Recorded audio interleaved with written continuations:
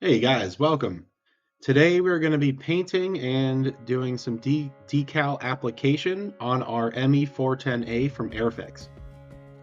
So I'll give you a little sneak peek of the final product. And to jump in, we are not going to be using an airbrush here. What we're going to do is we're going to brush paint. And before that, we're going to start out with a Rattle can of Tamiya's surface primer. This is a really, really good primer if you're going to be brush painting.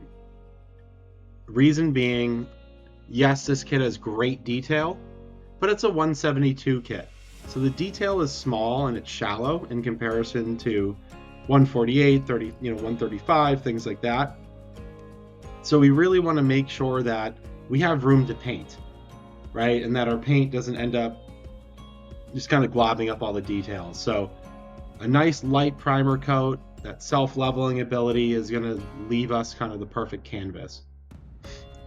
So I wanted to brush paint. I generally do brush paint the 172 German aircraft just because the paint jobs tend to be a little bit, complicated. But I did also want to brush paint because I watch a lot of model building videos on YouTube. I have for a long time. And I've seen so many comments over the years about, what if I don't have an airbrush? And I was that person at one point, and I think we all were, right? So I do also want to kind of showcase a brand new, well, it's not a brand new product. These singular Atom paints are kind of brand new. Now you can buy them singularly. The pack of German aircraft World War II colors, that's not new. It's been out for 7 to 8 months, maybe even a year. But I wanted to kind of show what it would look like if you did brush paint, and a couple tips on how to brush paint and have it end up looking pretty good in the end. So I wasn't able to get, Airfix and Humbrol have their partnership. I'm not able to really get Humbrol acrylics here. I have no interest in painting with enamels inside. So I went with the Atom pack here. I have a couple other German airplanes that I think, I'll be able to use these again for and everything like that. So went with that. I have used them in the airbrush and they were very, very nice. They're very similar to a Tamiya acrylic when it comes to airbrushing. They lay down very well if you do light layers, and they lay down very well if you do one big heavy layer. So they are very beginner friendly. They're very kind of foolproof, if you will. And the Atom paints are very strong. After it feels like 10 minutes, you can touch them, you can put masking tape on them. They have a lot of durability.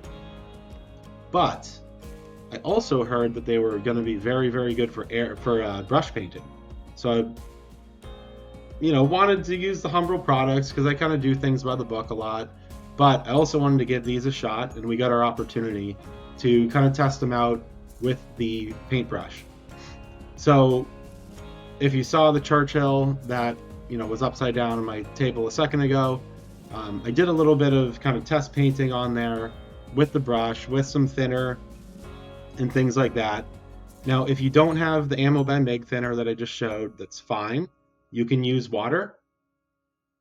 To be honest, the water is basically just the same. I just bought the ammo thinner, and I have it, so I'm going to use it.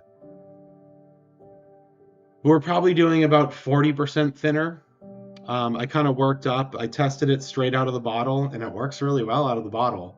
And I kind of, did 10%, 20%, 30, all the way to 40% thinner.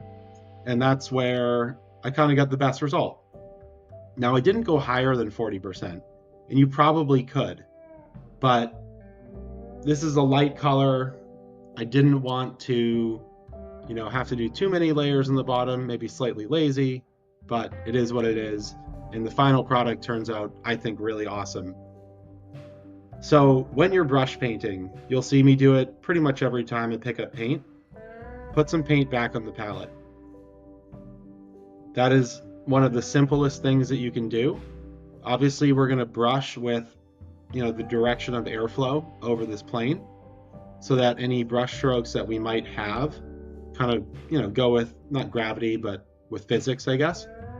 But every time that you go and do a brush stroke, the paint is going to go to the edges of that brush, right? So you want to make sure that you're continuously going left and right as you're going up and down, right? To kind of keep moving that around until it's not globbing up on the sides of the paintbrush. So this paint, I found the drying phase is really it's like two phases. You have about 30 seconds of working time, and what I mean by that is time where you can keep painting over where you've already painted, right? Where it performs like, you know, more like a Vallejo acrylic, where you can kind of just keep spreading it around and keep moving it, keep working it. After you haven't passed over an area for 30 seconds or so, do not pass over it again. It kind of enters that second phase, really the drying phase, and it starts behaving a little bit like a Tamiya paint.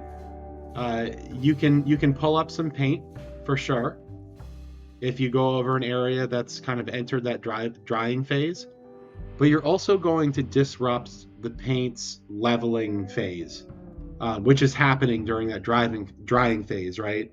And that is probably the best and most important feature of this paint, is that it's going to seep into the cracks and the panel lines and things like that, but not too heavily, right? It's going to spread itself out and it's going to have a flat finish.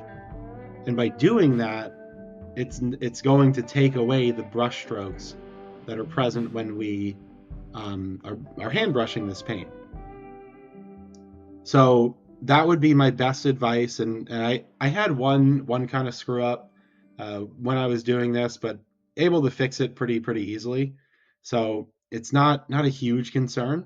And you can see, right, I started on the right side, I went left, and you can still go back over it. You can keep working it as long as you continue to work that area. It's just when you stop working that area, stop for good. Stop for about 10-15 minutes. Let the paint fully dry. I did let each coat dry for, I don't know, maybe 20 minutes. Some coats I probably let dry for a couple hours. But I do know after the first coat, it came back after maybe 20 minutes. Paint is absolutely dry to the touch. And we end up doing 3 coats on the bottom here with this kind of baby blue gray color. Partially because it's a lighter color, it's going to take some more coats, things like that. But very happy with the way it turned out. You'll kind of notice that after the first layer, you might be saying, because at least I said this, I was kind of like, what's good about this for brush painting? It doesn't look great after the first coat, I'll be completely honest. It looks like there's a lot of brush lines and a lot of stroke marks and everything. Stick with it. The second coat, it gets a little bit better. And that third coat completely knocked all of those brush strokes away. So very happy with that and the way that it turned out.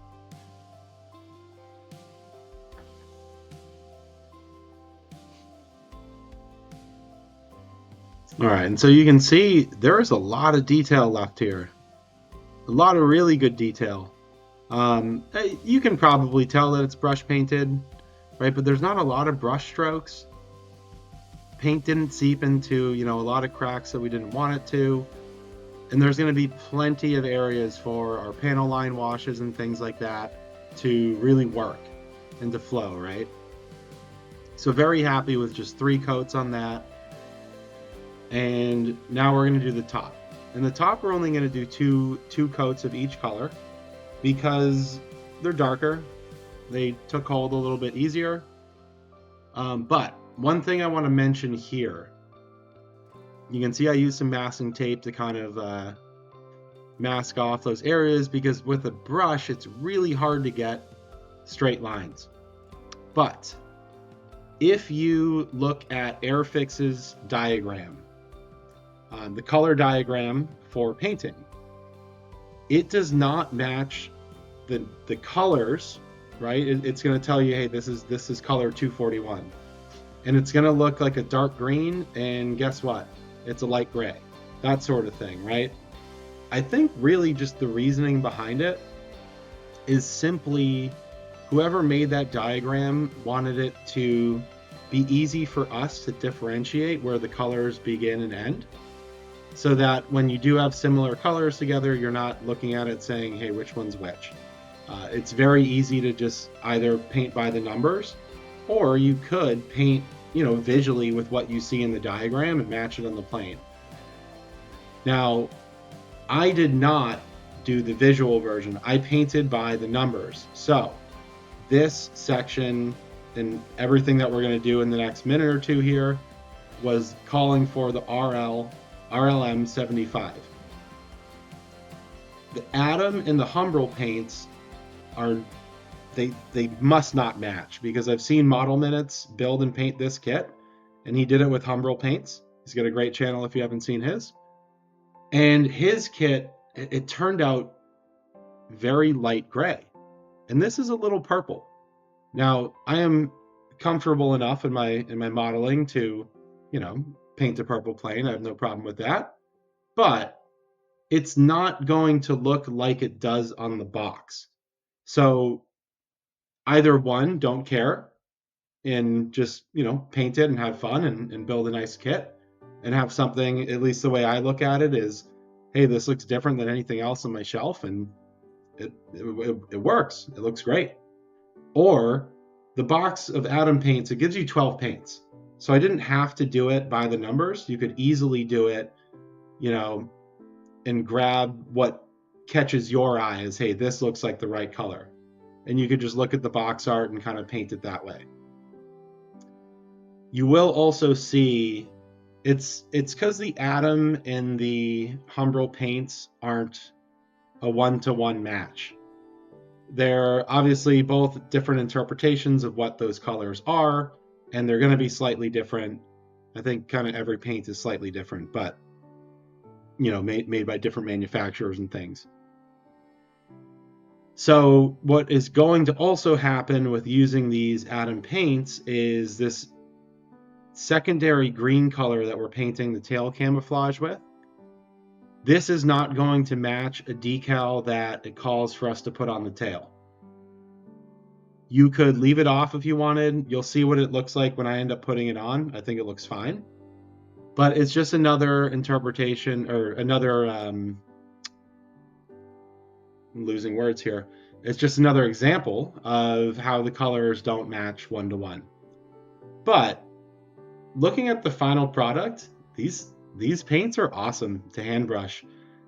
Maybe we could have gotten straighter lines or a better finish if we used an airbrush, sure, but I'm very, very happy with how this turned out, and we were able to get really, really straight lines. When you are doing those lines, we led with the lighter color first, as you always should. At least 99% of the time you always should. And we come in with the darker color. We're not going to paint up against that purple gray with the green. We're going to paint close to it and just kind of let it dry with a space that's just primer. And then I'm going to come back with a small brush, like a detail brush, and I'm going to paint that line perfectly straight. So then when I put the second coat on, I'm going to kind of go closer, and it's going to kind of fill in that gap a little bit. Now, I will not bore you with all of the decals, or decals as we should say, because it's an Airfix kit. But I will show you the big ones, and I will show you this one on the propeller, because this is, I kind of knew it going in. It's a little difficult, not as bad as I thought it was going to be. I wasn't able to get the right prop on film because I had to do some immediate triage because the decal kind of flew around. But I started on the nose, and then obviously, as you saw, spiraled it to kind of the base of that prop. You could try it the other way. I'm, to be honest, not sure which is easier. I did both the same way. But with a little bit of tweezer work, they laid really flat. They look really good. So I was a little worried about those. But these Cartograph decals and the Airfix kits are very, very nice. They're very thin. You only have to, I think I did 2 layers of mark fit on each decal. Not really sure the second layer really did anything, to be honest. Even on the propeller, after 1 coat of mark fit, they looked like they were perfectly flat and in place. There were no ripples, anything like that. I just tend to kind of overdo it with mark fit and try to make them really blend as much as possible. So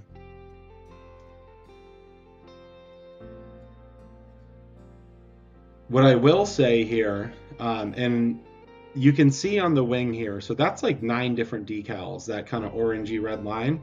We're going to do it on the other side.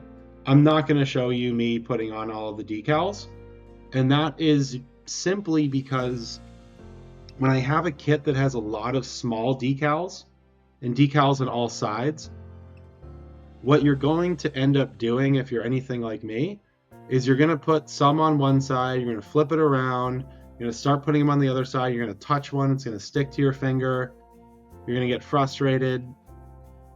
I did these decals, there's got to be 50 of them, at least that's what it feels like. All these little orange ones and everything that you can see, and I only did like 80% here. But I put it on my kitchen table. I did 3 or 4 at a time. I walked away, did something else for an hour, let them fully dry, came back, and kind of kept doing it like that. So I did it over the whole course of a day, and pretty happy with how they turned out. I had 1 or 2 that kind of got away, but they're so small I don't think we can notice. And then finally, just finishing on the canopy. This is, I didn't use masks or anything because it wasn't out of the box build, but use a toothpick or you can sharpen a piece of cut off sprue, and it's very, very easy to kind of clean up that canopy. If you go too hard, you can scratch it, but it looks better than a bunch of paint globs. So this is the finished product. Now, I will have a couple different angles at the end. I will say, if you've made it this far, please like and subscribe. But Tamiya TS80, if you see that big decal on the right wing, it got a little wonky. Now, Tamiya's TS80 is kind of notorious for this. I've heard it a bunch of times. I've used it for like a decade and just continue to use it. If you spray it on in really light layers and let it dry in between, 99% of the time I don't have issues like that, and it didn't do it to any other decal in the kit. But made that one a little bit wonky. So if that is going to bother you, don't use Tamiya TS80. Use, something else, maybe a little bit less strong. But again, if you made it this far, please like and subscribe. The next video we will be weathering this kit. I have some nice things that I want to try and do to keep it simple, but try to kind of take it to the next level. But I appreciate you guys watching, and I'll leave you with the kit for the last 30 seconds, and we'll see you in the next episode.